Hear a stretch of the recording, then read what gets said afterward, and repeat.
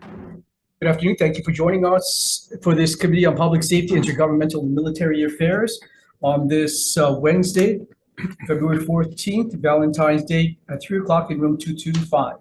We're going to do three decision-making agendas prior to taking a look at some of our gun legislation. So on this 3 o'clock agenda, members, we're going to look at Senate Bill 3096 relating to wildfire risk mitigation. We did have a hearing on this bill last week. You may recall it's super complicated. We're trying to do our best to make sure that HECO has the ability to get cheap financing because they're having a difficult time with their junk bond rating currently, and they're having very hard times trying to get access to capital. This would set up a structure in which they can get bond financing for their future repair and maintenance of their facilities, hopefully upgrades of their facilities. Because if not, I think throughout the state, we could expect more blackouts as their aging infrastructure continues to age without the ability to make needed improvements, which obviously cost hundreds of millions of dollars. I did work with the AG's office. We worked with Public Utilities Commission, and we worked with AG, HECO, and PUC. We molded together a really, I think, pretty solid SD1, which I've circulated to all of you as members. I do want to make one amendment to the SD1 that is proposed to you, which is to take into account KIUC's request that they not, pretty much that they get themselves carved out of this because they are doing their own wildfire risk mitigation and do not want to be shackled with some of the requirements here for their stakeholders on Kauai. So those are the suggested amendments, and just want to make sure. We have technical non-substantive amendments to put into the bill as well. Members, any discussion on amendments to Senate Bill 3096? If not, Senator Elefante, I vote yes. Okay, Chair's recommendation is to pass SB 3096 with amendments. Chair votes aye, Vice Chair votes aye. Senator Fukunaga is excused. Senator Rhodes? Aye. Senator Awa is excused. Mr. Chair, recommendation is adopted. Thank you. We're going to adjourn that and open up on our next 3 o'clock agenda for public safety, intergovernmental and military affairs. On this agenda, we have Senate Bill 3068, making appropriations for wildfire recovery. We heard this bill last week as well. There was talk of putting in language the Budget and Finance wanted for executive appropriations, but we're told that the title doesn't work. If you're going to do an executive appropriation, you have to state that in the title. So that suggested language doesn't fit in with this particular measure. And you may recall that we have had discussions with the Ways and Means Chair that this is going to be the vehicle in which we put money in for the people of Lahaina for whatever their housing needs, infrastructure needs, social services needs, all of that. So this is going to be important for us to move on. So we'd like to recommend that we reconsider the previous decision we made on Senate Bill 3068, and we pass the measure as originally written.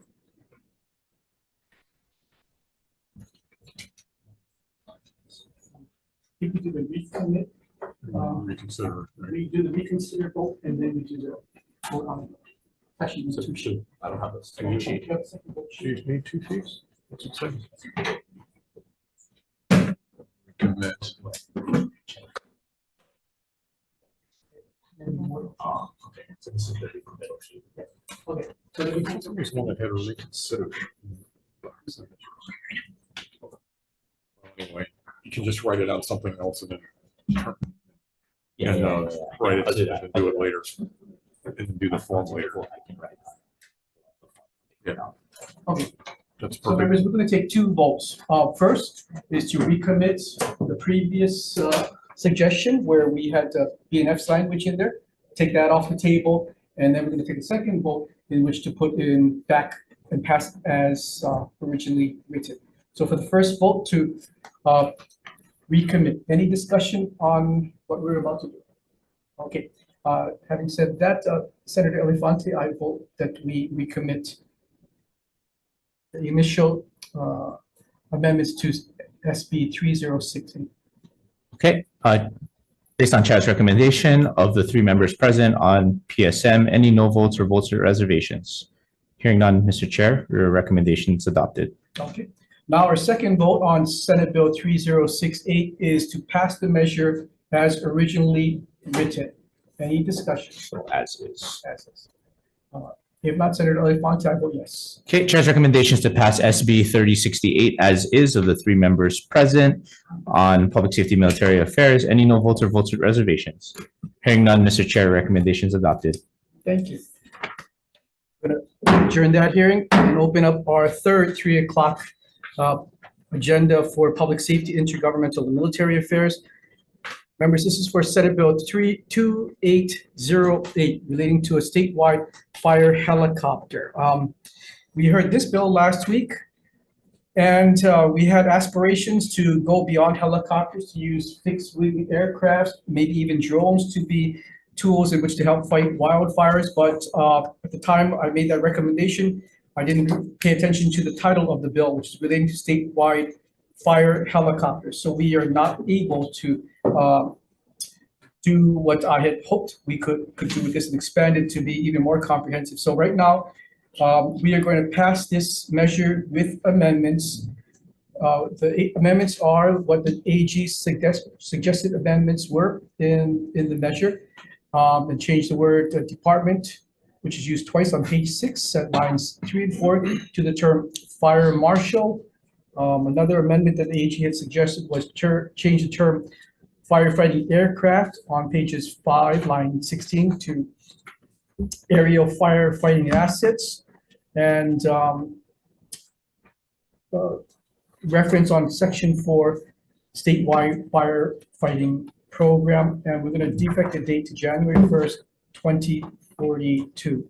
So those are the suggested amendments to Senate Bill 2808. Members, any discussion? If not, Senator Elefante, I vote yes. Okay, Chair's recommendation is to pass SB 2808 with amendments. Chair Wokai votes aye, Vice Chair votes aye, Senator Fukunaga is excused, Senator Rhodes. Aye. Senator Awa is excused. Mr. Chair, recommendation is adopted. Okay, thank you. We're adjourned for this hearing. And give me just 1 minute and we'll open up on the gun bills.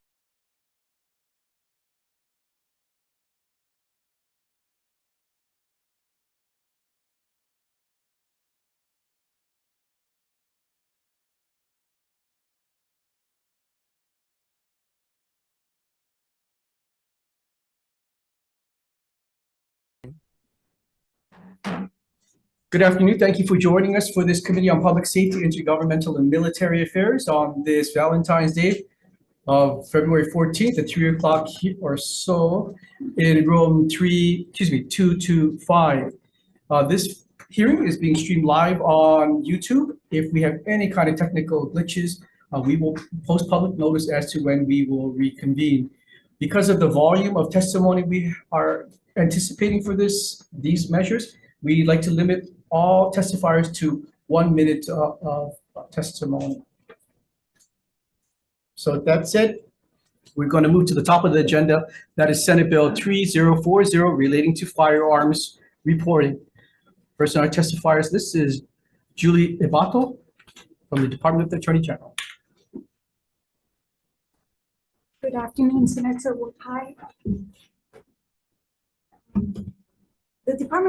My name is Julie Ibato. I'm with the Department of the Attorney General. I'm the administrator for the Crime Prevention Justice Assistance Division. We submitted testimony in support of Senate Bill 3040. Sort of in a nutshell, last year Act 52 was passed, and it was a large bill, and it included language regarding conceal and open carry firearms. It included a section regarding an annual report that requested the Department of the Attorney General to produce annually. After it was enacted, our office, who would be producing the report, took a little closer look at what the ask was. This bill proposes to streamline what's going to be coming out of the report. We think it's a report that can be produced. It negates some of the things that really provided artificial timeline and the police getting data to us. We in turn turning around and flipping around the report. If you have any questions about what we were deleting and amended, In Act 52, I'm available for questions. Yes, thank you, Ms. Bato. We have Charlene Lau from the Honolulu Police Department, might be joining us via Zoom. Oh, there she is. Thanks, Officer Lau. Hi, good afternoon, Chair and committee members. I'm Carlene Lau, Acting Major of the Records and ID Division of the Honolulu Police Department.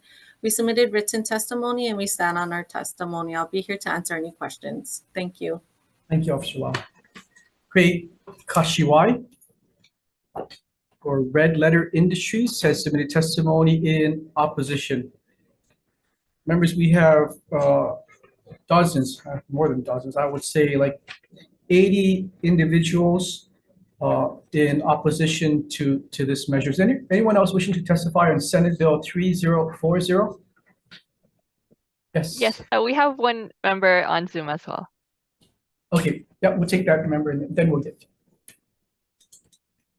Welcome. Hi, good afternoon. My name is Andrew Roberts. I'm a director for Hawai'i Firearms Coalition. When the initial reporting requirements were put into the concealed carry bill, we were actually in support of that. The information that's being asked to be taken out is concerning.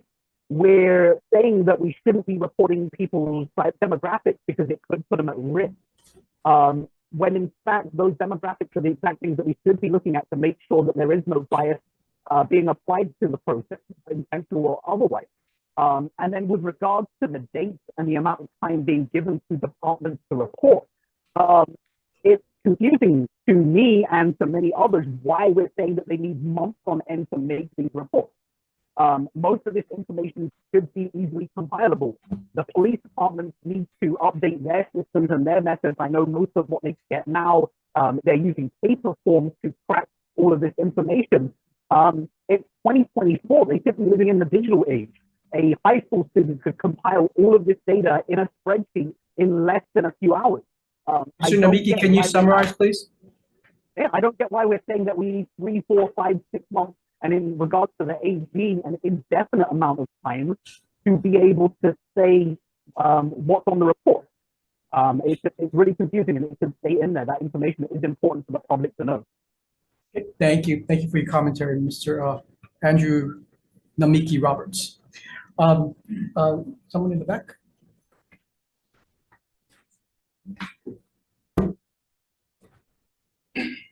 Good afternoon. Good afternoon. Good afternoon. My name is Walin Christian. I also oppose this bill. I actually oppose any bill that requires any free citizen to have to get a permission from the police chief and the police department, city and county of Honolulu, state of Hawaii, to freely carry their arm. Our Second Amendment specifically states that it shall not be infringed in any way, shape, or form. When you do applications and requirements, what happens is now you're putting restrictions on the person. Granted, if they are a criminal, I get that. But majority of us law-abiding citizens are responsible enough to understand the ramifications should we use this arm incorrectly.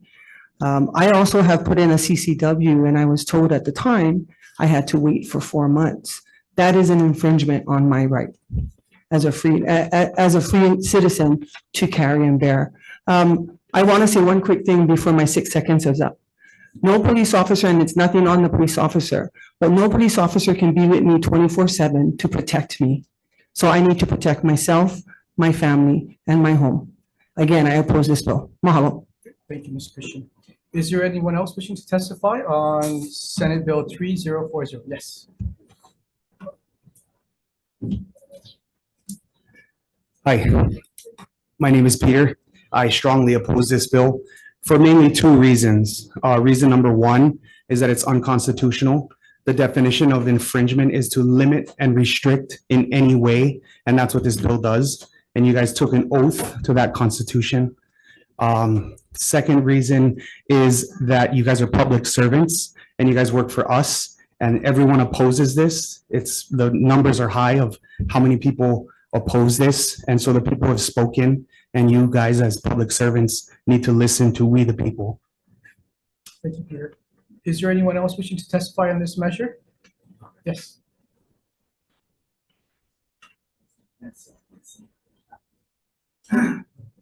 Okay. Hi, I'm James Wallace, and I'm opposed to Bill SB 3040. The Second Amendment does not grant us the right to bear arms. The Second Amendment denies the government the authority to infringe upon our right to bear arms. Thank you. Thank you, Mr. Wallace. Is there anyone else wishing to testify on this measure? Not members, any? Yes. Good afternoon. My name is Stephen Lee. I strongly oppose this bill also. It does go in the face of the Second Amendment. It doesn't comply. And just as an example, I was in the jewelry business. I used to carry high valuables. I once had a threat on my life. I called HPD. A police officer came and he asked me, "Do you have a gun?" I said, "Yes." He says, "Do you carry it?" I said, "No." He says, "You got to carry it to protect yourself because we police officers can't protect you and we can't be with you all the time." So I oppose this bill that restricts law-abiding citizens from protecting themselves. Thank you. Thank you, Mr. Lee. Is there anyone else wishing to testify on Senate Bill 3040? Yes. Good afternoon. Happy Valentine's Day. Wish you the best of love in everything we do, but I really hate these bills. I think a lot of things have been said about the Second Amendment, but as we go through the Constitution with all the amendments, if they're treated equally, then we wouldn't be eroding the Constitution like we're doing now with some of these bills. So I really ask that you reconsider pushing these ahead, because we have individual rights, but we also have the Constitution of the United States that's been upheld on all these issues. And really much appreciate it. Glenn and Jinjo, Big Island, thank you for having my testimony. Thank you for joining us. Is there anyone else wishing to testify on this measure? Yes.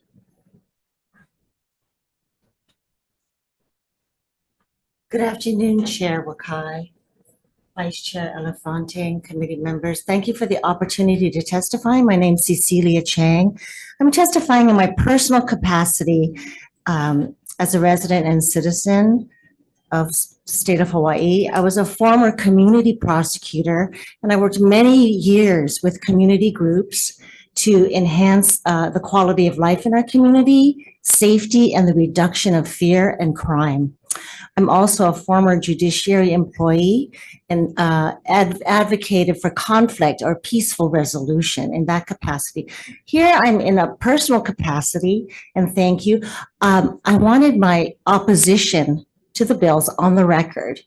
My concern is that I've spent my entire career upholding the Constitution and truly believe that all constitutional rights are so important to our freedoms, everybody's freedoms. I would never deign in my public capacity to pick and choose which constitutional rights to uphold and which ones weren't important to me. And that's it. I find that the bills are offensive and violate the Constitution. I think that we also know that they do because the US Supreme Court has already ruled to that effect. So it offends me that the legislature repeatedly, and as does the city council, repeatedly tries to implement laws that they already know violate the Constitution. Thank you so much for your time. Thank you, Ms. Chair. Is there anyone else wishing to testify on this measure? If not, members, any questions? Oh, just you and me, bro. Any questions? I have a question for the AG. Ms. Ibato.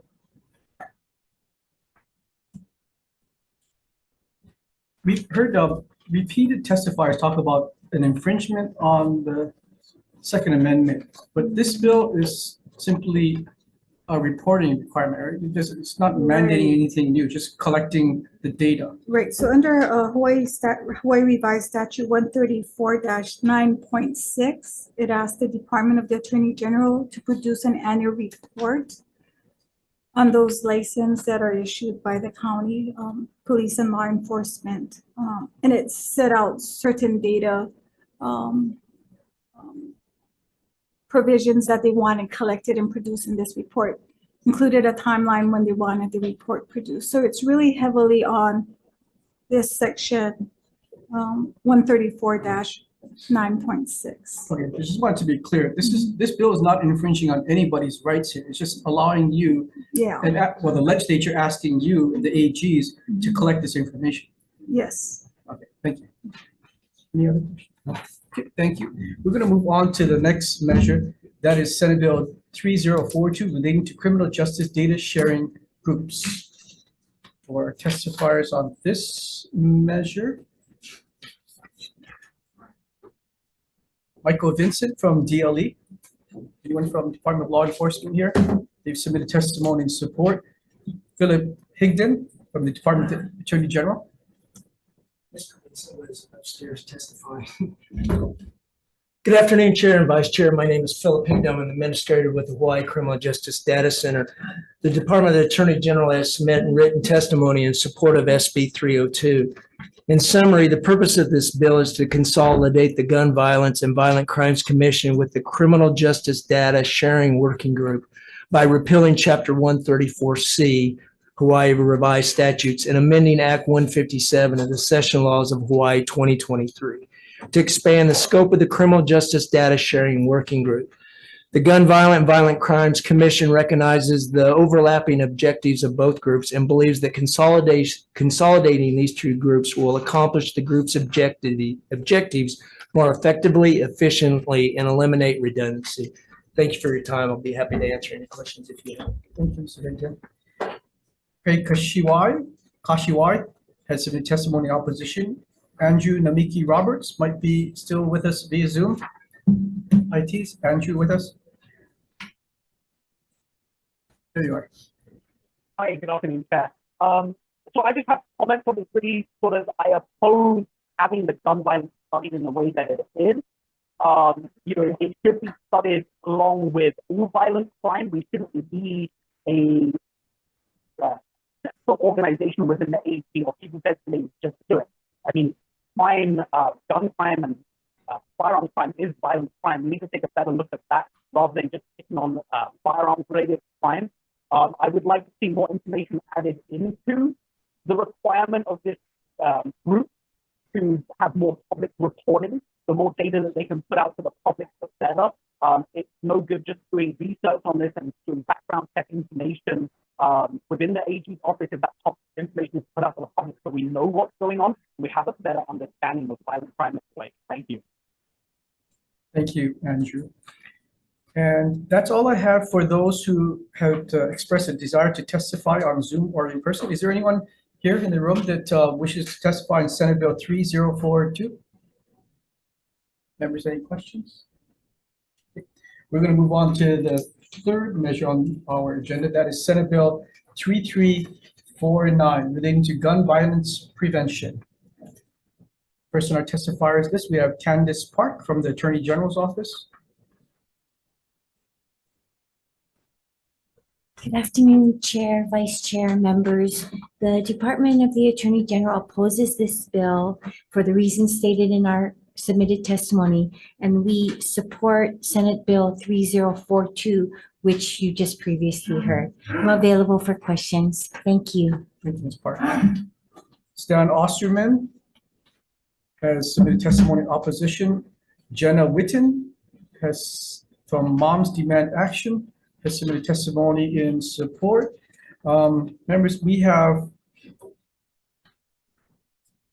a number of individuals, I would say 2/3 in opposition, 1/3 in support of this particular measure.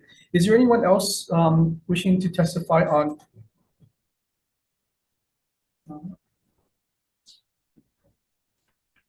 Sorry, let me just, I forgot to look further down in the sheet. I have Michael Rice, who has indicated a desire to join us via Zoom. Is Michael Rice? Oh, Yes, correct. Aloha, Senators. Michael Rice. My main concern with the bill is that the proposed office will be used by those with an agenda that isn't simply to reduce gun violence. Before I continue, I'd like to ask a rhetorical question. If I found a way to reduce gun violence by 50%, wouldn't you want me to tell you about it? And I need to make a correction. In my written testimony, I incorrectly stated that it was a California state agency similar to this one in the bill, but it was actually a private firm known as Gifford's Law Center. Gifford's stated goal is to reduce gun violence by providing data to agencies such as the one in the bill. Gifford's did a study on a program known as the Oakland Ceasefire and found that it reduced gun violence in the Oakland area by 50%. And in 10 other cities that had similar programs reduced gun violence by anywhere from 30 to 60%. After Gifford's published the report, they didn't widely advertise it or broadcast it anywhere, and many have accused them of trying to hide the report because the program, instead of passing stronger gun laws, used community outreach and mentorship programs to reduce gun violence. Mr. Rice, can you summarize, please? All right, that'll be it for me now. Thank you for joining us. Also, in person, Rachel Logan, is there Rachel Logan in?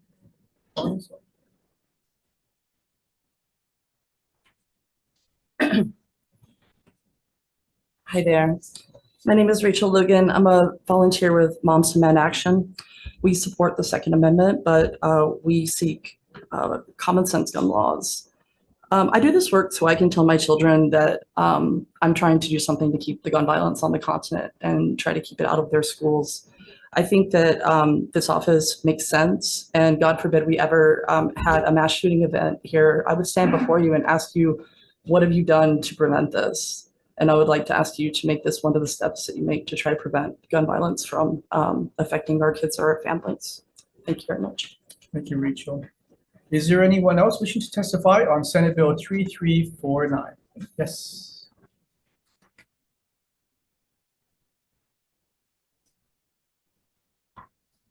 Okay. Hello, it's me again. So I'm opposed to SB 3349. Peter? No, excuse me. I'm James. James, okay. Yes. So I'm opposed to SB 3349. Anybody that says they're for the Second Amendment, but then they go against the Second Amendment are not for the Second Amendment. But anyways, I have a question. If I do a written testimony, if I don't do a written testimony and I do a walk-in testimony, will it be counted?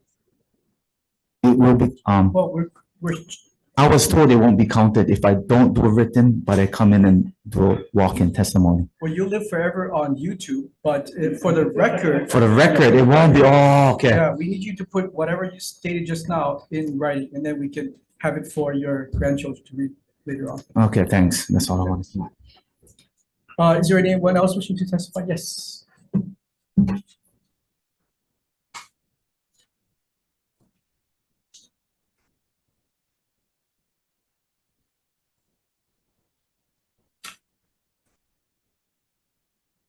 Good afternoon again. For the record, my name is Walin Christian.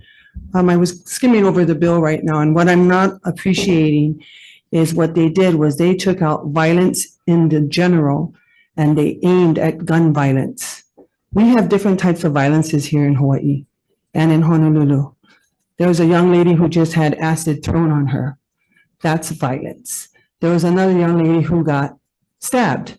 That's a violence. Then you have people who use vehicles to run over other people. That's violence. I oppose this bill because they're only aiming at the firearms or the guns, or some people would call it a weapon. It's not a weapon until you use it in the wrong way. What we need to do is go back to violence. Yes, I agree. Our violence rate is going up, but it's not only gun violence. We have other violences. Domestic abuse is violence. Emotional, psychological, physical.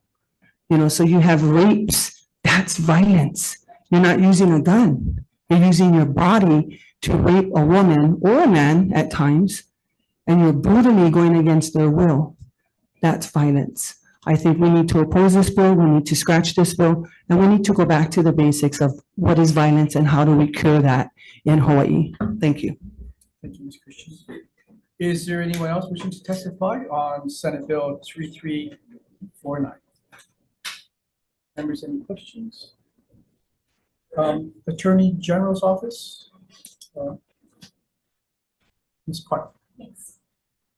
So in your testimony in opposition, it's because you don't want to be the entity that houses this gun violence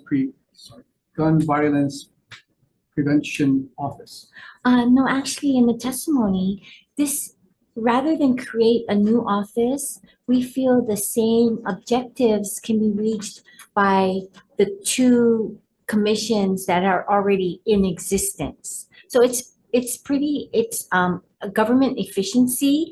We, Senate Bill 3042 is suggesting the merging of the two commissions because they have overlapping goals. So that could be done rather than establishing a whole new office by statute, which is not necessary at this point because we already have the two commissions. Okay, but this bill gets rid of one of the commissions and it creates this, sorry, the proper term is the gun violence prevention office.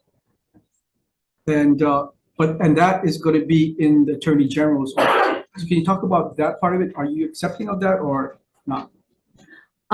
We don't have a position as to if the legislature wants to form an office and place it in the Attorney General's office, we have not indicated any position with respect to that.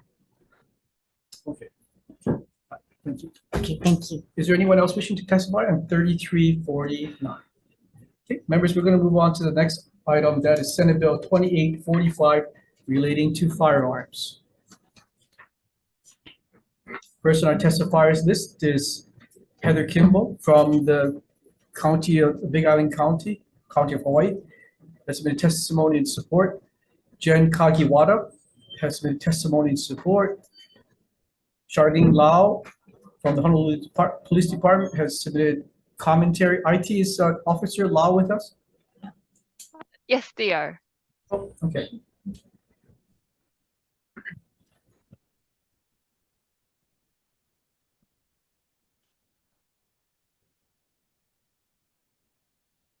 Officer Lau, are you there? Hi, I'm here. Oh, yes. Do you want to testify on 2845? Yes, Senator. Good afternoon. I'm Acting Major Carlene Lau of the Honolulu Police Department. Sorry, my video is having problems.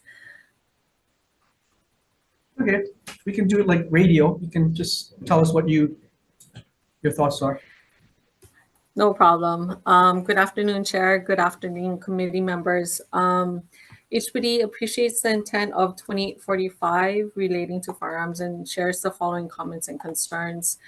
The proposed amendments prohibiting individuals under the age of 21 from possessing or controlling ammunition conflicts with existing Hawaii Revised Statute Section 134-5, possession by licensed hunters and minors, target shooting, and game hunting. The current law allows licensed hunters and minors age 16 and older or under the age of 16 while accompanied by an adult to carry firearms and suitable ammunition for hunting or target shooting. I am available for questions. Thank you, Officer Lau. Kevin Cole from the NRA. Good afternoon, I'm Kevin Cole, I'm the lead volunteer, NRA here in Hawaii. My question is, why is this bill being pursued? This would effectively destroy a significant part of the hunting contingent here in the state of Hawaii. Many of us know people, especially in the neighbor islands, who hunt to supplement their family's food. I grew up on the West Coast. I had a hunting license when I was 10. I could go hunting unsupervised when I was 14. No one had a problem with that. This is a solution looking for a problem. If you're 18 years old, you're 18 years old. If you're old enough to vote, you're old enough to carry ammunition and hunt responsibly. This is something that is not going to solve any crime issue in the state or any other state. Thank you very much. Thank you, Mr. Cole. Jerry Ewan from Pu'uloa Rifle and Pistol Club has submitted, is here.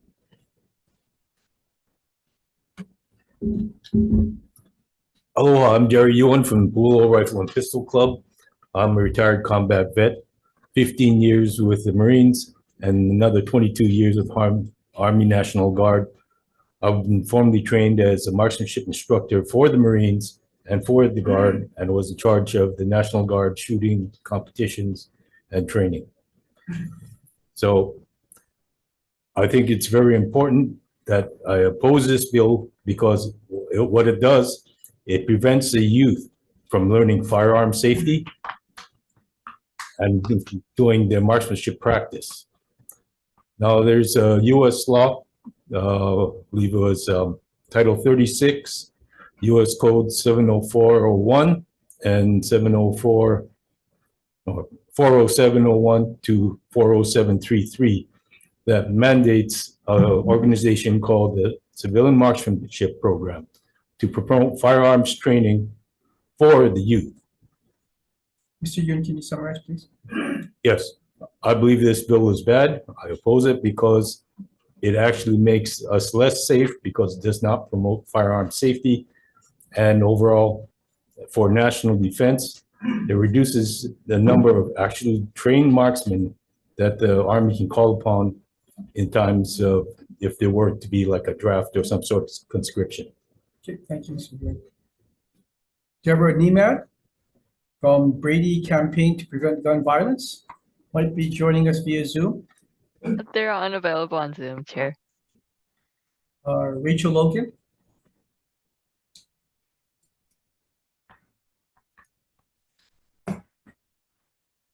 Hey there, thank you for hearing me speak.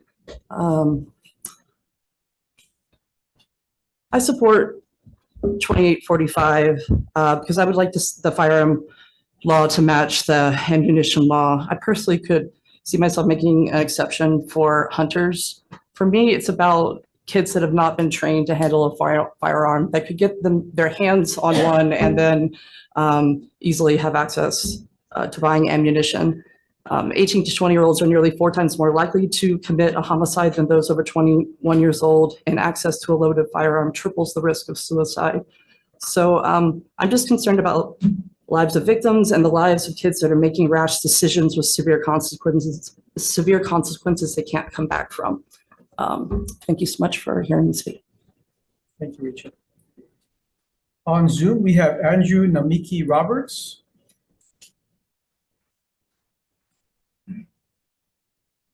Andrew? Good afternoon again. Andrew Namiki Roberts on behalf of Hawai'i Firearms Coalition. On this bill, we oppose it. It takes away the ability for people to go hunting. It takes away the ability for those people to go and buy their own ammunition to go hunting.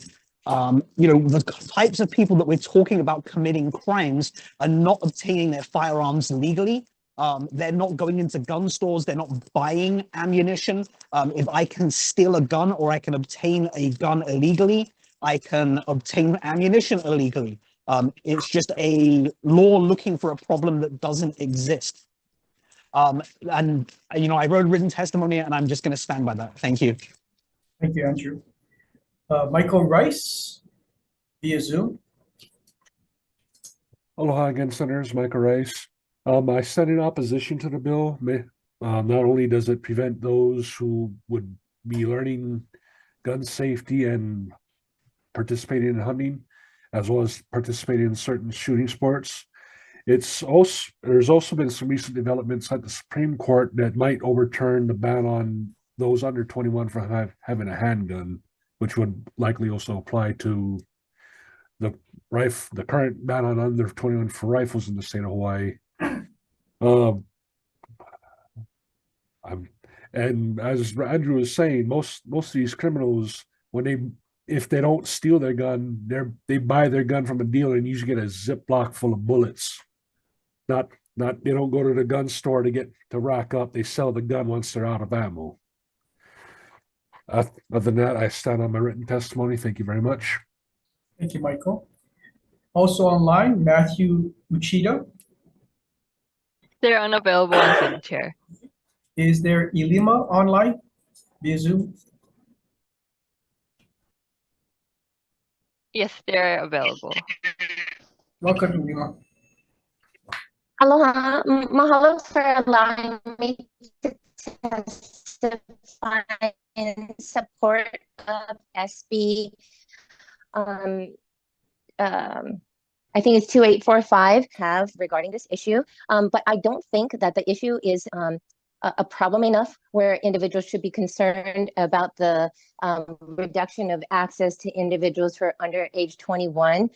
Individuals who are under age 21 cannot do a lot of things right now. They can't legally drink, and they can't serve in the military. So I don't think that there's any conflict. I think that what we want to do is we want to make sure that individuals who are youthful, as Rachel indicated, don't make long-term decisions based on temporary problems. So mahalo for allowing me to testify in support of SB 28. Thank you, Lima. I think you were in error in the military comment. Marcus Tanaka via Zoom, welcome. Hi, I'm opposed to this bill because I have friends who ask me, hey, I want to go shooting. I want to learn about guns. Can you take me to the range? And just like when you go to a barbecue, you don't show up empty-handed. They often say, where can I buy the ammo from so you're not spending a whole bunch of money out of your own pocket? So I told them, yeah, go to the gun store. I explained the places to keep laws. I told them, make sure you go straight home.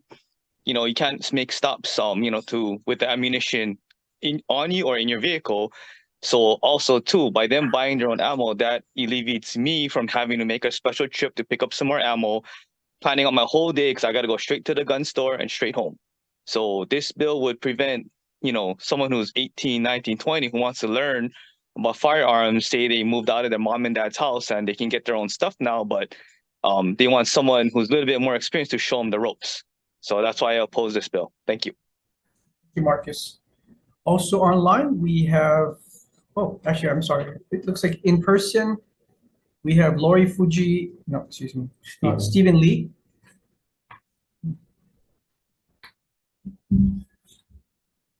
Good afternoon. My name is Stephen Lee. I strongly oppose this bill. The Department of Education of the state of Hawaii trained my son to shoot a rifle and to shoot accurately and responsibly when he was engaged in the air riflery program. I went on to teach my son further, and we enjoyed many trips. Well, we enjoyed several trips together hunting on the mainland and in Hawaii. It was a great father and son experience. I'm now looking forward to my grandson, who is a young teenager. If you pass this bill, the state of Hawaii will issue a hunting license to someone who is at least 10 years old. If I have to wait for my grandson to be 21 years old before he can legally have ammunition in the gun that he's hunting with, I may be too old to enjoy that experience with my grandson. This bill is bad in so many ways. There's no need for this bill. Criminals can get ammunition very easily. You don't need to get it at a store. I strongly oppose this bill. Thank you for the opportunity. Thank you, Mr. Lee. We have John Abbott. I'm sorry? I'll say my testimony. In opposition. Yes. Glennon Gingo. Yes. Thank you, Chair. Again, Glenn Ginjo from Big Island. I stand on my testimony, but in addition to that, as the previous gentleman had mentioned, that we have air riflery programs in our public schools, which is an entry for many of our shooting sports. Many of these kids have gone on from both Punahou. I personally funded the startup of the La Pietra Girls School air rifle team. There's a time when you go from air rifle to 22 caliber shooting, which takes you to Olympic level. And those kids have an opportunity to train and go on to collegiate sports and shooting and go on to the Olympics. And what we're doing here is we're hamstringing them to not be able to have that next step to 22 caliber to train and have an opportunity for a college scholarship at many of the universities that still offer a program as a gateway to the Olympic Games. So I continue to support the Olympic progress, and I continue to support the schools, including La Pietra. Those girls do a fine job. And I'm hoping that we oppose this bill because it's going to prevent that from happening for a lot of our kids. Thank you. Thank you, Mr. Ginjo. Ronald Ramos. Ronald Ramos here. He's indicated testimony in opposition. Also in person, we have Jacob Holcomb. Jacob Holcomb. Eric Hammond might be joining us via Zoom. Yes, they are available on Zoom, Chair.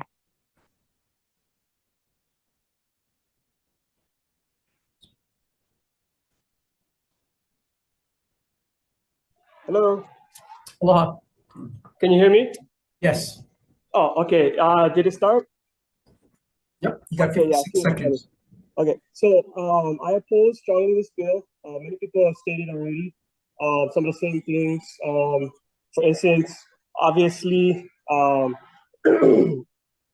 anybody who's going to learn and try to get educated. I mean, what do we want for our children? We want them to be safe, right?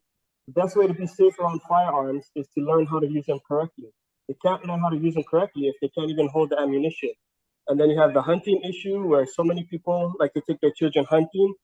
I don't know what was stated. I didn't hear what was stated about the military, but in the military, as young as 17, they're joining and they're handling, ammunition and weaponry safely. So I don't see how this is an issue at all, or why it's even being promoted. But I strongly oppose it. Thank you very much. Aloha. Thank you, Eric. Is there someone here named Tasman?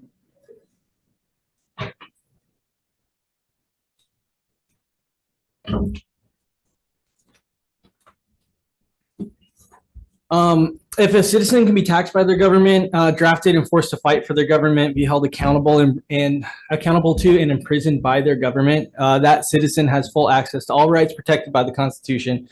Among them, the right to keep and bear arms, not some arms, not the arms that a few senators think are okay. The right to keep and bear arms shall not be infringed. That includes firearms and the ammunition that they require. I oppose 2845. It's unconstitutional, and I oppose it entirely. Thank you. Thank you, Tasman. Online, we might be joined by Jason Wolford. They're unavailable on Zoom. Okay. Is there anyone else wishing to testify on Senate Bill 2845? We're going to go left, well, my left to right. So the gentleman that stood up in the black shirt.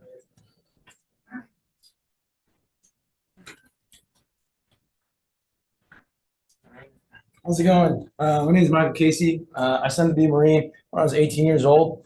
You can have a seat, Mr. Casey. All right, good to go. All right, well, I signed up to be a Marine when I was 18 years old, became a machine gunner, learned how to shoot 50 cals, Mark 19s, machine gun grenade launchers, 249 saw machine guns, and hell, I loved it. It was a great time. And the government trusts me to shoot those, but yet when I come to this state, you guys don't even trust me with ammo. I can't even drink a beer. Like, that doesn't make any sense, does it? I can go over to another country, shoot somebody in the face, but hey, I can't have ammo here. Doesn't make much sense. Thanks. Sorry, there was anyone else wishing to? This gentleman.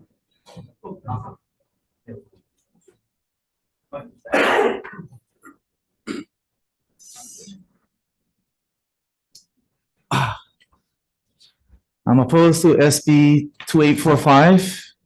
James, right? Yes, I'm James, and that is because, my nephew is 14 and he's gonna take a handgun class, and that's the thing we gotta focus on. Guns aren't bad, people are bad. Guns are bad, people are bad. So we educate the person, at least 18, about guns and ammo, how to handle it, how to shoot it. It would be less dangerous for anybody, because some kids, if some kids see a gun, they're just gonna carry it, shoot. If somebody's educated, so education and safety. And the funny thing too is, the very people that says they're too old to own to buy ammo or buy a firearm or shoot a firearm, are the same people that wanted the children at 14 years olds to have an abortion on an SB1 last year. James, Yes, without parental consent. So the bill passed, a 14-year-old girl can murder her baby without parental consent, but they can't buy ammo. See, it doesn't make sense, right? Thank you. Thank you, James. Is there someone else? Yes. It's the written testimony already. Aloha Chair, PSM Committee, Todd Yukutake. I oppose this bill. I saw the news story last night, Senator, so thank you for reconsidering the hunting issues. But you should still be able to buy ammo. My other concern is basically by raising the age to 21, you're actually lowering the standard instead of raising the standard for these youths. Yeah, basically, there's a lot of rights out there. Due process, freedom of speech, religion, search and seizure, self-incrimination. All of those are effective at age 18 when you're an adult, basically. You can get married, join the military, all of that stuff. But just for some reason, guns you can, for some reason, raise the age to 21. So I think instead of lowering the standard for these kids, treating young adults like children, you should raise the standard, teach them responsibility, morals, teach the parents those too, and enforce that and promote that. Thank you. Thank you, Todd. Okay, anybody else on this side of the room want to testify? Sorry, I'm going to go to the back of the room. Hi, good afternoon. My name is Brayson Chang. And just the only thing about this law that got me is that you make it 21 years old, but isn't it legal to buy a firearm at 18? So if a guy wants to, yeah, federal law is 18. You can buy a rifle, a long gun. So if he wants to go competition shooting and he buys a long gun, he can't buy ammo. I oppose this bill.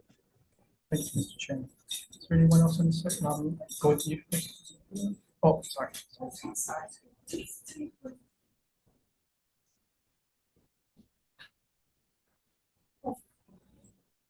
Okay, so for the record, I wasn't planning on coming up here this much. I just want to reiterate that the state of Hawaii does acknowledge any person who turns 18 years of age is now a majority adult. So if they are 18 years old, along with what you heard in other testimonies, they can vote. Now they're legally responsible for themselves. The parents are no longer legally responsible. Buying ammunition is not a crime. I want to go on a different level. If you stop that, they're going to start doing what they call reloading. And that's a dangerous thing to do if you don't know what you're doing. You can blow yourself up and anyone around you. And I may have given you a little bit of insight of what happens with anyone who shoots for sport, for competition, for hunting. Without that, they can't do it. What I don't like about this bill is they are trying to limit the free people to living their life freely. As long as they're not doing anything illegal, this bill cannot pass. So I oppose this bill. Thank you. Thank you, Ms. Christian. Yes, Ms. Chair Khan, Vice Chair Elefante, and committee members. Again, Cecilia Chang, testifying in my personal capacity in opposition to this bill. One of the reasons is I think it's a serious disservice to our youth. I really do. I think it's insulting to them, and it treats them like infants when they're not.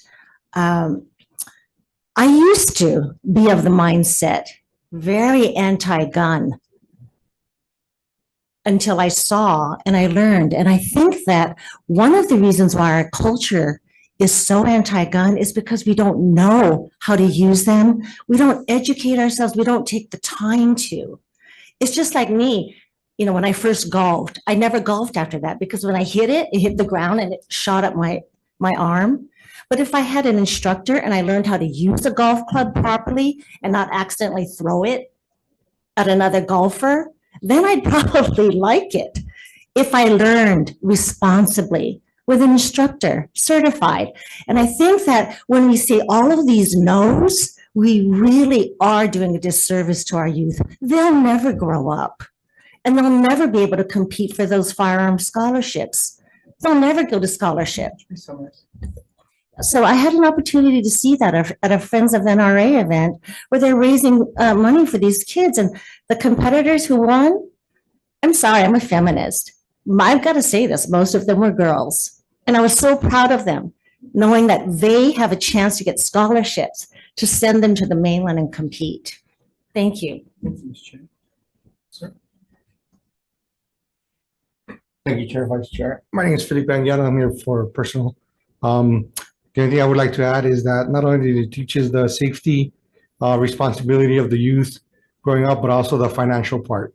We all know that in the state of Hawaii, ammunition costs arm and a leg. That's pretty much everything else other than what's already been stated. Thank you very much. Anybody on this side of the room?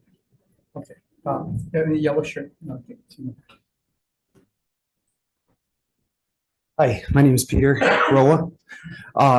Want to echo pretty much what everyone's been saying. I brought my daughter here today to kind of teach her how this stuff works, how public servants need to listen to us. Again, sorry about my earlier testimony. That was actually for another bill, but I'd like to remind you guys that we, the people, the majority have spoken. We do not agree with this. We strongly oppose it. You guys need to listen to us. That's how this thing is set up. My daughter's here. I want to take her hunting one day. I want to teach her safety. I'm a firearms instructor. I want her to learn that stuff. Of course, if she wants to. I mean, I should at least have the option as a free American. Thank you, Peter.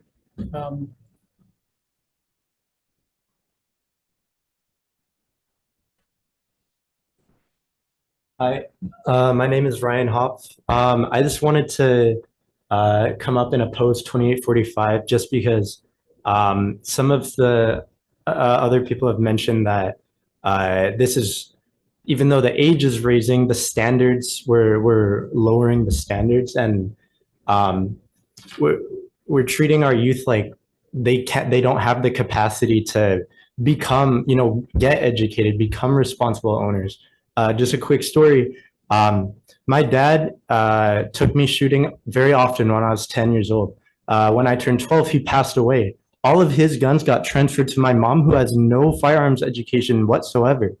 I'm lucky that I've gotten many levels of firearms education. I've taken classes in Oregon, other states, and here. I have my safety affidavit for the handgun. And I'm 20 years old. And my mom is fortunate that she had someone like me to help educate her. And I can't even touch the gun out without her presence. And I just feel really insulted by these kinds of laws that they raise the age and take away, access to the rights for the younger 18-year-olds, which are adults. You guys are calling us kids, but we are adults. Thank you. Anybody else on this side of the room? Okay. If you could share with us like something that's different, because it seems like we're kind of recycling the same argument. So if you could share with us a different perspective.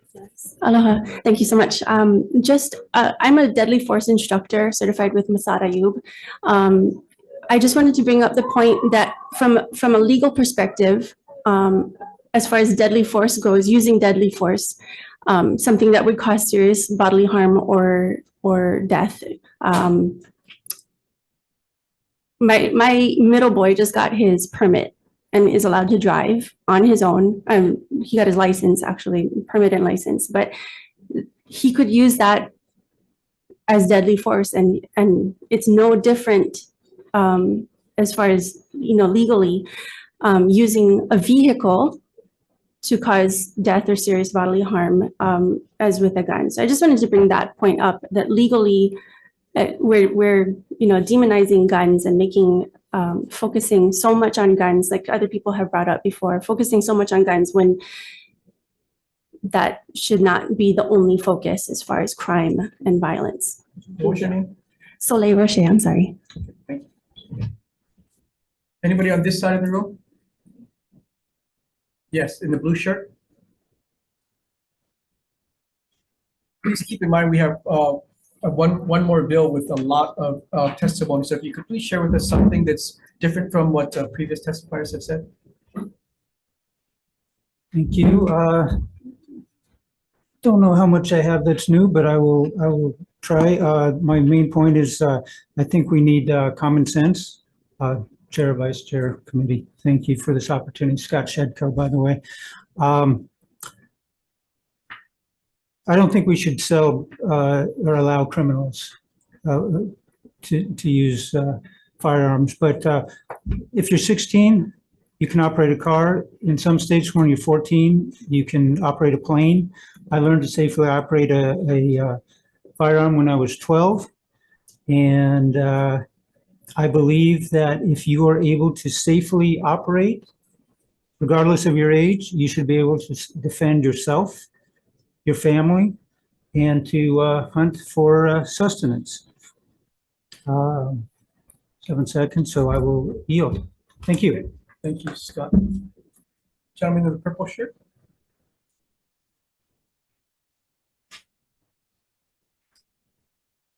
Hi, my name's David Kikukawa, and I strongly oppose this bill. Aside from what everybody else has said, that makes complete sense to me. I'm also a military veteran. I was born and raised here, but I was also stationed here. I was in the military before I was 21, and I couldn't purchase a gun until I was 21. But the military doesn't provide enough ammunition for us to train. So we took it upon ourselves on the weekends to go rent guns and actually train with them to protect everybody. By passing this bill, we wouldn't be able to do that. So that's something I think you need to take into consideration aside from everything else that everybody said. Thank you. Go. Yes.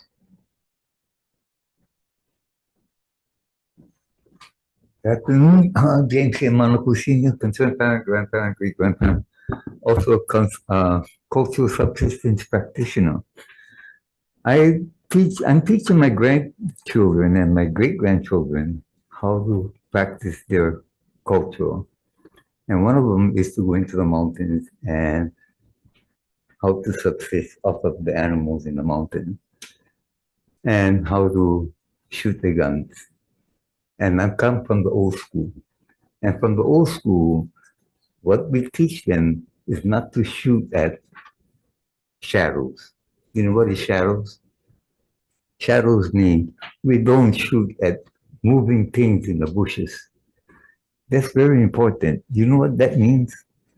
We don't shoot at anything that moves. We teach them to shoot at animals, not just anything, because that's very important. Because as you know, if you're a hunter, if something moves in a bush, it could be a human. Could you please summarize? Yeah. Okay. So what is important is when you teach somebody how to use a weapon, you need to show them how to use them correctly. And if you don't use it, you don't. See, I'm so frustrated because we only have 1 minute to something that may cost a human their life and not the animal. So that's how important using a gun is. So give us the time to show our children how to use the gun properly. That's what we're asking. Thank you. Thank you. Is there anyone else wishing to testify on this measure? Members, any questions? Yeah. I'm sorry, I forgot your name, from the NRA. Yes, please. Come on back up, please. So let me just be sure I understand this bill correctly. So the adult that's supervising the underage person who's using the gun or practicing whatever you're doing that day, they can still go buy the ammunition for the person under 21. Well, what if someone, my question for you is, you have a 19-year-old. No, I'd like to have my question answered first. Okay, well, say it again, please. The adult that's supervising the underage person can still go buy the ammunition themselves. Sounds like it, yes. Okay, and if you want the younger person to reimburse you for the cost of it, they can reimburse you for the cost of it. I don't know, you tell me. Okay, thank you. I had another question, Chair. Yes. I'm sorry, I forgot your name. If you don't mind, Stephen, please come up too. There's a number of things where we don't allow, we meaning the society at large and the legislature don't allow people who are less than 21 to do things that you would normally consider to be adult activities. We passed a bill a few years ago that says you can't smoke tobacco if you're not 21. You can't drink alcohol if you're not 21. If we legalize recreational pakalolo, that's going to be above 21. So why is this any different? This is a dangerous activity. By definition, if it weren't dangerous, it wouldn't be any good. And what's the difference? Specify your question clearly, please. I didn't understand what you're. your point is? My point is that there's a number of things that we don't allow people to do until they're 21, even though they're adults. We currently do allow adults, for example, I can take my 20-year-old we don't allow them to smoke. to shoot. We don't And allow them to. they allow me to give ammunition to someone who I'm training to shoot. We don't allow them to smoke. We don't allow them to drink alcohol. They're 18. They're a majority. They I can vote. don't get the correlation, sir. Okay, well, fine. That's fine then. Thank you. It sounds irrelevant. Members, any questions? Okay, thank you. We're going to move on to the last bill on this agenda, that is Senate Bill 3196 relating to firearms. First in our testifiers list, we have Heather Kimball from Hawaii County Council, submitting testimony in support. Jen Kagiwara from Big Island Council has also submitted testimony in support. Stan Osterman in opposition. Kevin Cole from NRA. Okay.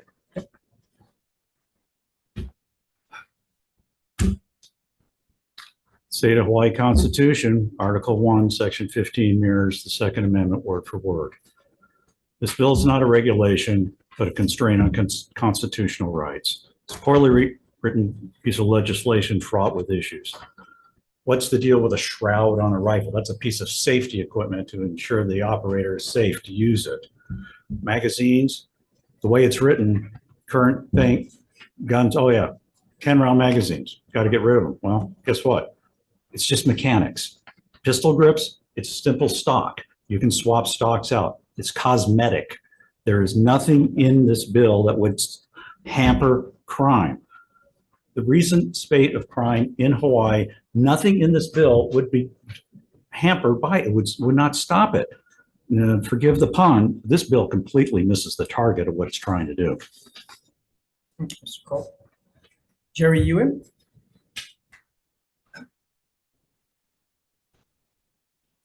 Okay, I introduced myself earlier. To add to that little resume there, my first unit of assignment was in the Hawaii Army National Guard, was the 229th Military Intelligence Company. I was enlisted in there as a counterintelligence agent. I later moved to the ground surveillance section, but I also served as the anti-terrorism officer, and I've been trained in anti-terrorism education. I oppose this bill because it literally takes away the teeth of the citizenship. What makes us weaker and more prone to terrorism is lack of the weapons. Now, if you look at what happened in Israel on 7 October, they don't have a Second Amendment. Citizens are not allowed to get guns unless they meet their specific requirements. 21 if you're a veteran, 27 if you're a regular person, 45 if you're a non-citizen. You look at Ukraine, what happened there? Their country was invaded. What did they do? They started handing out Kalashnikov rifles to the citizens. One guy said he never served in the army. He wasn't a police officer or anything. He was an investment consultant. Mr. Ewan, can you summarize? Yes. This weakens us. It makes us a softer target. It takes away the ability to defend ourselves. And other than my written statement, I am an air rifle coach. 3 of my girls last year actually got scholarships. Thank you, Mr. Mayor. Ilima DeCosta, I believe, is joining us via Zoom. Yes, thank you so very much. So I want to testify in support of SB 3196. I actually have like an entire testimony that I have written up about it, but I think I will stand on the testimony and just remind everyone that the current law does, there's a current law that does outlaw automatic pistols. So this law doesn't change anything for anyone who is a law-abiding citizen. It just makes it more consistent with the desire to ban automatic rifles, or automatic weapons. So this law really just changes the definition. It doesn't do anything else. And right now, because we know that, for example, AR-15s are the #1 gun of choice for individuals that are perpetrating mass shootings, this law will go a long ways toward helping us to mitigate those instances where we might in Hawaii, we might be exposed to mass shootings by persons who have these types of high-powered rifles. So thank you very much for the opportunity to testify in support of SB 3196. I appreciate your time. Mahalo. Thank you, Nemo. Deborah Neiman from Brady Campaign to Prevent Gun Violence might be joining us via Zoom. They're unavailable on Zoom, Chair. Also on Zoom, Andrew Namiki Roberts. Yeah, they should be here.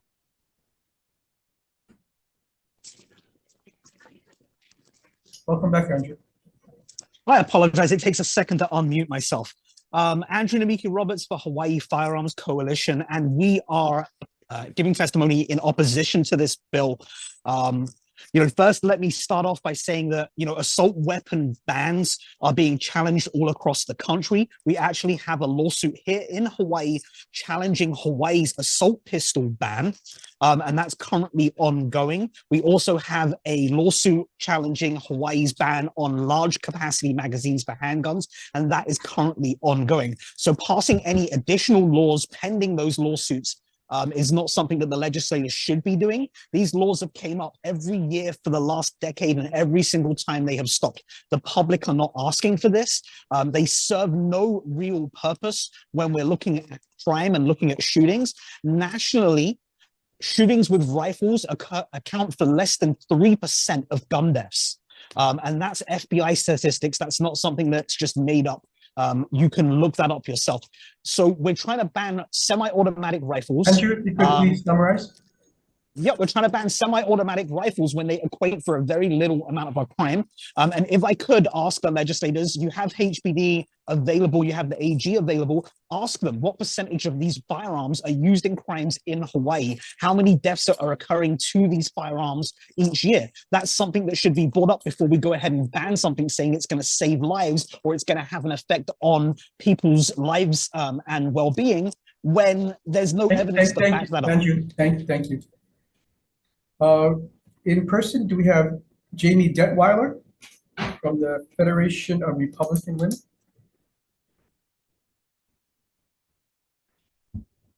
Aloha, Chair, Vice Chair, and committee members. Thank you for this opportunity to testify. Jamie Detweiler, Hawaii Federation of Republican Women. As you've heard from other testimonies, I want to focus on the part of the Second Amendment that says shall not be infringed.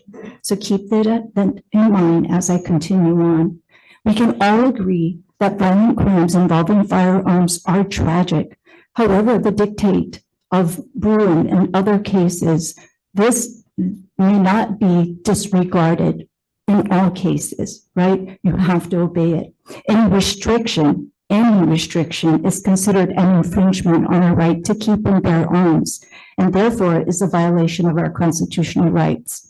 Here are a few quick facts. Criminals with ghost guns have the means to obtain illegal firearms.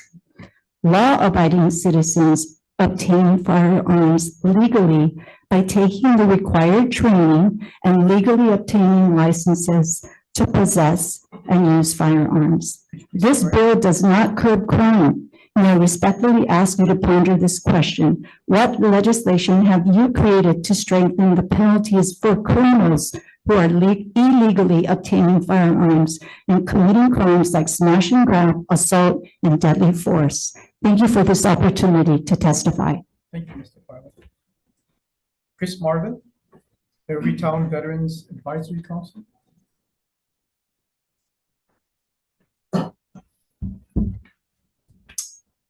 Aloha, Chair, Vice Chair, members of the committee.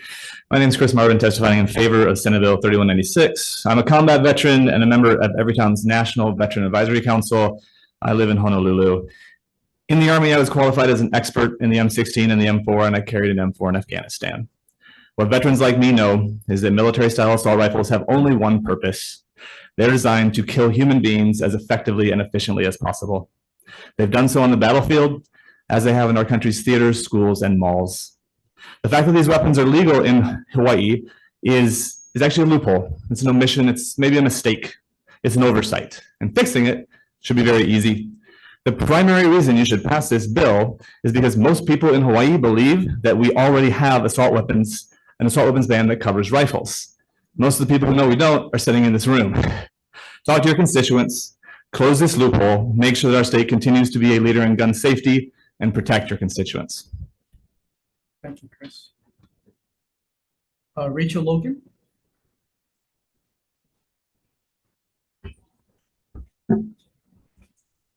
Hi, thank you for hearing me again. Rachel Logan with Moms Demand Action Hawaii. Just to echo a little bit of what Chris said, my problem with the AR-15 is that it's a military weapon. It's designed to kill a lot of people in a short amount of time. It was intended for military use. I don't think it should be available to civilians. I think there are plenty of other firearm options that meet the need for self-defense. And these assault weapons, these assault rifles have no place in our streets or in our community. Research shows that prohibiting assault weapons can prevent mass shootings, and we've got to be proactive. I mean, we have to be doing something. I don't think that these weapons should be in the hands of civilians. Thank you very much. Thank you, Rachel. Angelo Mercado from Hawaii State Coalition Against Violence has submitted testimony in support. Gavin Peterman has submitted testimony in opposition.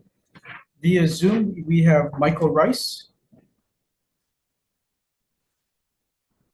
Aloha, committee. Michael Rice, I need to jump around a bit on my testimony.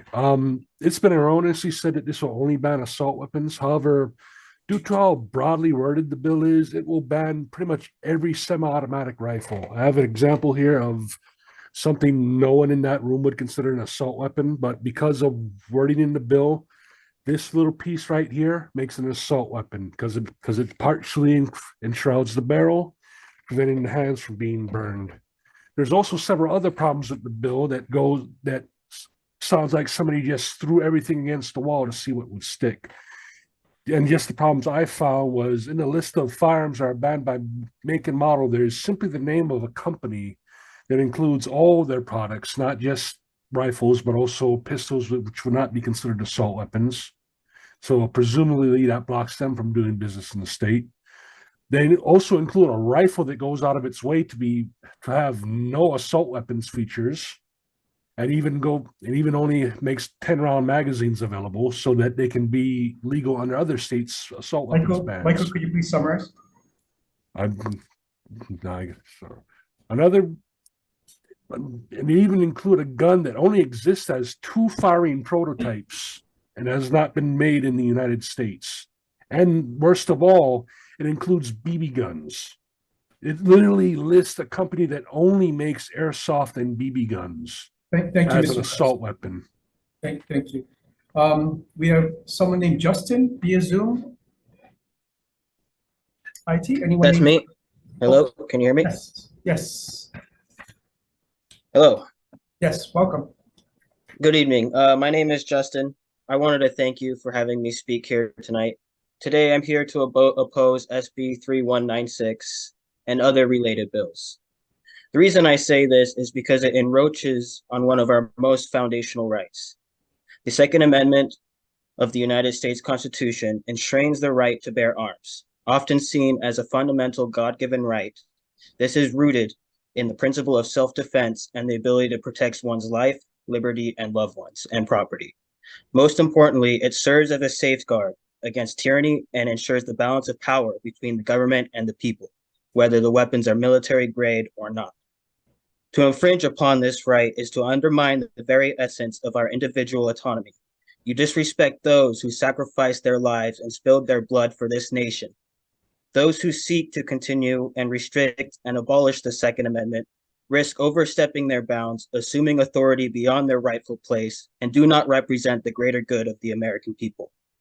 Only by respecting this fundamental right can we uphold the principles of life, liberty, and the pursuit of happiness that are central to our nation's identity. In essence, the Second Amendment should serve as a reminder that no individual or entity should arrogate unto themselves the authority to dictate these God-given rights of others. It stands as a bulwark against tyranny and a testament to Justin, I'm sorry, your time is up. Thank you for your testimony. Chase Kaneakua. Chase there? No, unfortunately, they're not here. Okay. Jeffrey Duquesne, maybe joining us via Zoom. They're also unavailable. Okay. How about Quinn Thurbach? They're unavailable as well. Elijah Thurbach? They're unavailable. Okay. Justin Arnold? They're also unavailable. Tyson Shimabukuro? And not present. Okay. And via Zoom, we have Cliff Mello? Yes, they're available here. Aloha, can you hear me? Yes, we can. All right. So I oppose this bill because I feel it faces a threat to Hawaii and its values and its history. This bill not only undermines our constitutional rights, but also endangers our community's fabric. Aloha isn't just a phrase. It's our essence. It means coming together as a family while respecting individual freedoms, including the right to bear arms. Through surrounded by the Pacific, we're bound by the same laws and principles as the rest of our nation. We mustn't betray our founding fathers, trust or dishonor those who fought for our freedoms. Every law impacts real lives. True safety lies in addressing root causes like mental health and education, not stripping away lives. I urge you to uphold our values and defend our constitutional rights and find solutions to honor our past and safeguard our future. Thank you. Thank you, Cliff. In person, we have John Abbott.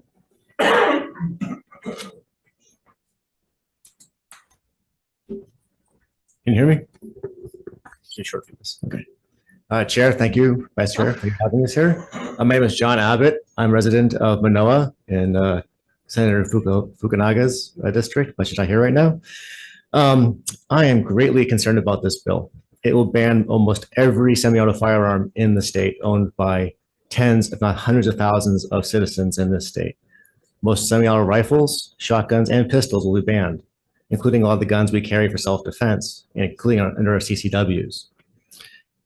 I would ask this council not just to vote no, because I doubt someone will actually vote no, but I would advise you guys to defer this bill because there's several lawsuits in the state that are seeking to overturn the assault weapons ban here, as well as the magazine restrictions. In fact, I am the chief plaintiff of the magazine ban lawsuit, Abbott versus Lopez.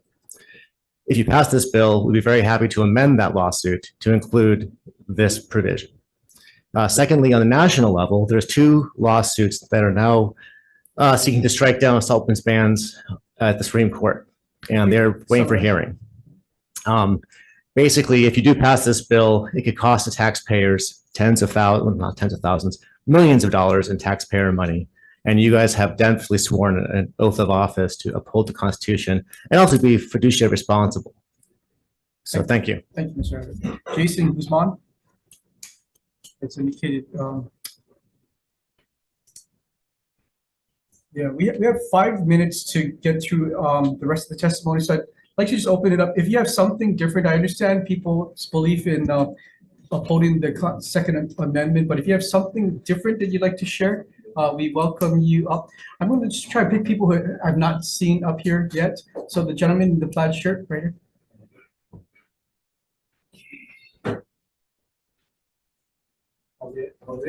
My name is Paul Goodall, Hawaii Tactical Division.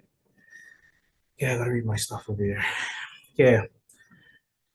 This bill won't work in so many ways. I'm sure you guys will hear it from all the testimonies that everybody submitted in opposition of this.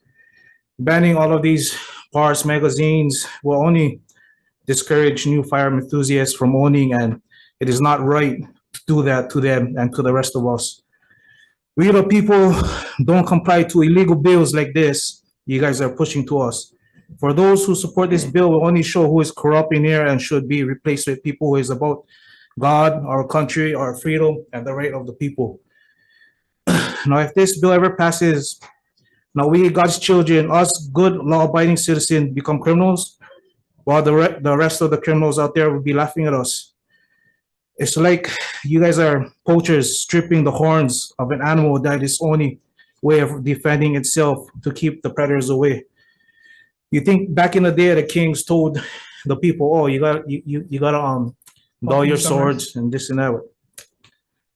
All in all, these bills are pure insanity and madness.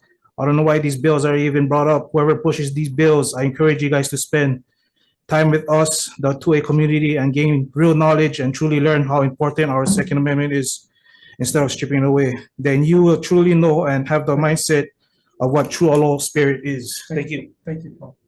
Two here.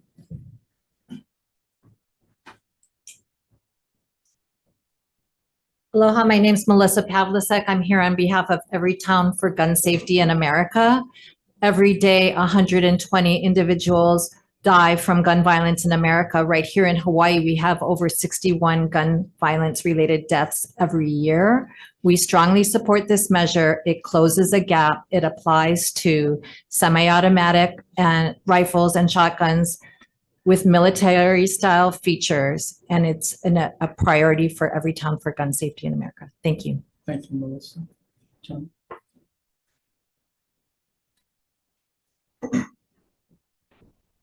Aloha. The measures outlined in this bill represent a dangerous overreach of government authority and is a direct threat to our freedoms. Labeling the majority of rifles, pistols, and shotguns as assault weapons is not only misleading, but also a deliberate attempt to vilify law-abiding gun owners.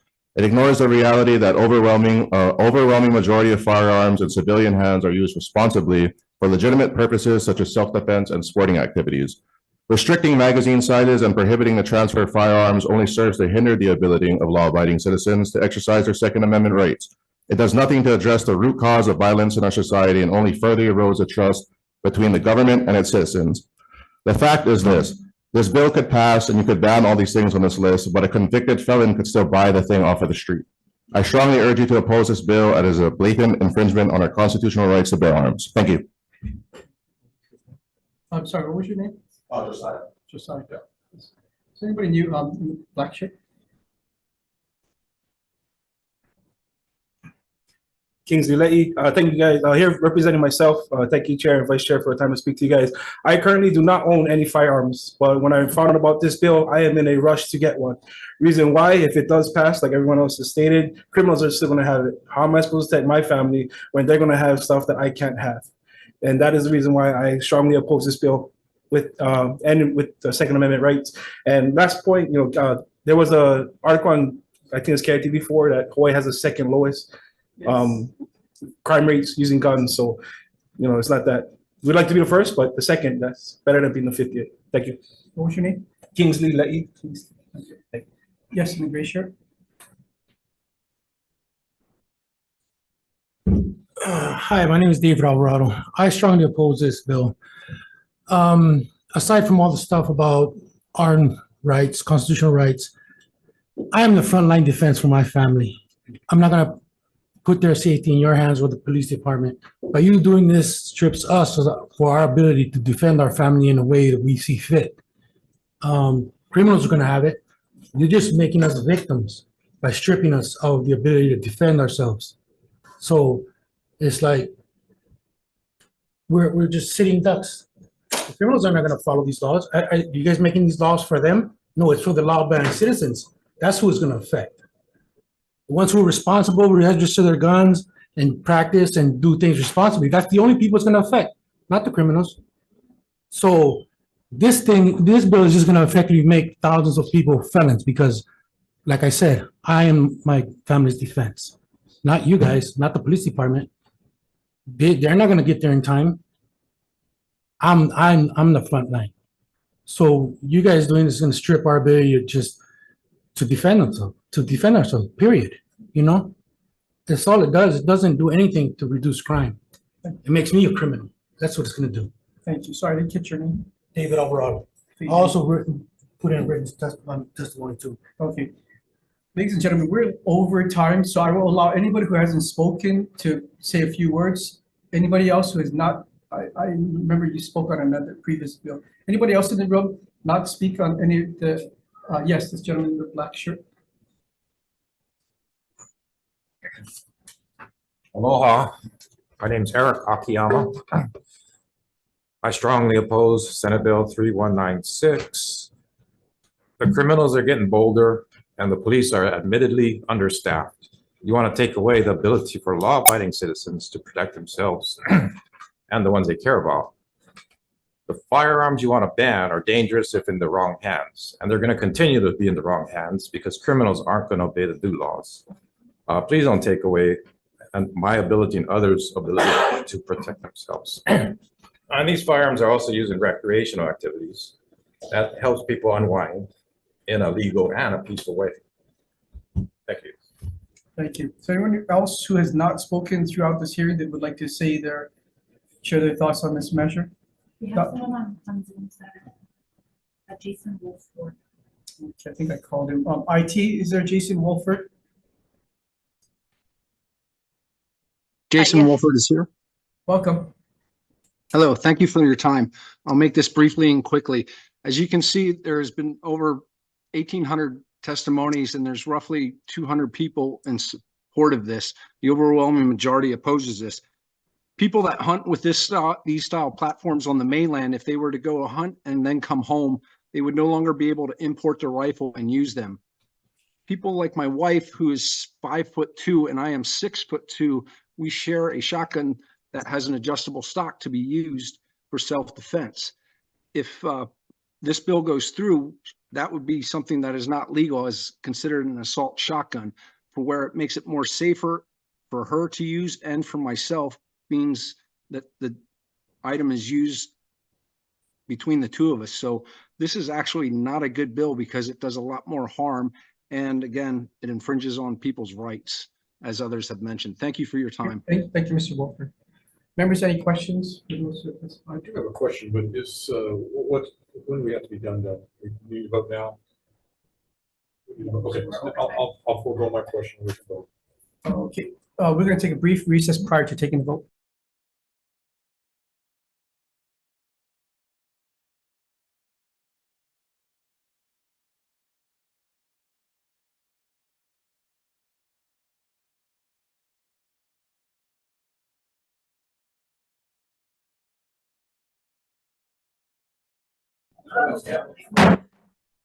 Thank you for your patience. We're reconvening the Committee on Public Safety, Intergovernmental and Military Affairs for our 3 o'clock agenda. We had a number of gun-related bills on this agenda. The first is Senate Bill 3040 relating to firearms reporting. Members, we've heard the testimony from the Attorney General's office, and this is really not an infringement upon any gun rights. It's simply a reporting opportunity to get us more information and data. So I'd like to pass this measure out as is. Any discussion? If not, Senator Elefante, I vote yes. Chair's recommendations to pass SB 3040 as is. Chair votes aye. Vice Chair votes aye. Senator Fukunaga is excused. Senator Rhodes. Aye. Senator Awa is excused. Mr. Chair, recommendations adopted. Thank you. On Senate Bill 3042 relating to criminal justice data sharing groups, this is the AG's efforts to consolidate. We have multiple commissions and task force that are looking at guns and gun violence in our community. And this would just consolidate them under one group. So the recommendation is to pass this measure out as is. Any discussion? If not, Senator Elefante, I vote yes. Chair's recommendations to pass SB 3042 as is of the 3 members present on public safety and military affairs. Any no votes or votes or reservations? Hearing none, Mr. Chair, recommendations adopted. Thank you. On Senate Bill 3349 relating to gun violence prevention, this is similar to the bill we just voted on. We'll consolidate the various groups. This bill is a little bit different because it establishes positions within the Department of the Attorney General for a gun violence prevention office.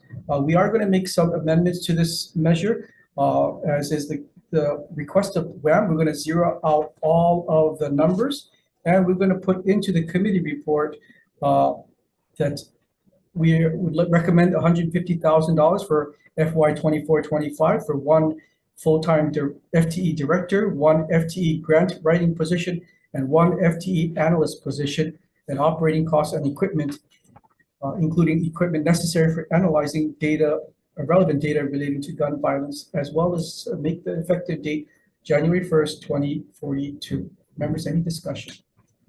If not, Senator Elafante, I vote yes. Chair's recommendations to pass SB 3349 with amendments of the three members present. Any no votes or votes with reservations?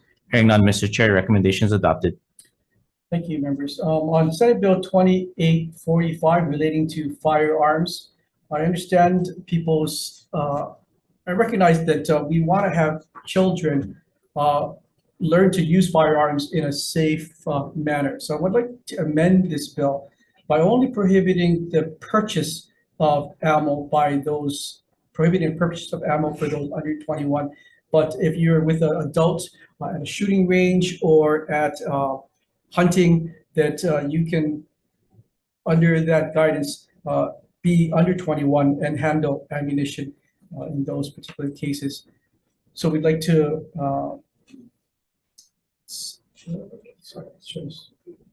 we're going to add a new subsection 4 to exempt individuals engaged in hunting or target shooting pursuant to HRS 134.5.